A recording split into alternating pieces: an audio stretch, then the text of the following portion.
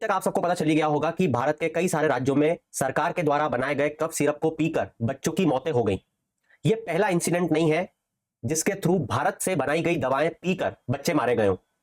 भारत, जिसे कि pharmacy of the world कहा जाता है, उसने अपनी नाक कटवाने में रत्ती भर भी कसर नहीं छोड़ी है। और यह पहला इंसिडेंट नहीं है, यह 2021-2022 में हमें एक बहुत बड़ी फटकार लगाई गई थी वर्ल्ड हेल्थ ऑर्गेनाइजेशन के द्वारा, जब भारत में बनाई गई वैक्सीन से मौतें हुई थी गाम्बिया, उज्बेकिस्तान और दुनिया के अलग अलग देशों में, और हमारी कड़ी निंदा की गई थी। हमारी दवाइयों में डाइइथाइल ग्लाइकोल का जो कंटेंट है वो परमिसिबल लिमिट से कई गुना ज्यादा पाया जाता है।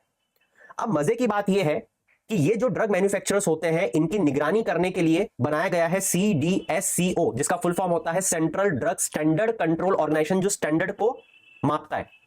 अब मजे की बात यह है कि जिन दवाइयों से हाल फिलहाल में हमारे देश में बच्चों की मौतें हुई हैं, उन दवाओं का निरीक्षण ऑलरेडी CDSO कर चुका है, मगर CDSO को उन दवाओं में डाइएथिलीन ग्लाइकोल का जो लिमिट है वो परमिसिबल लिमिट में मिला।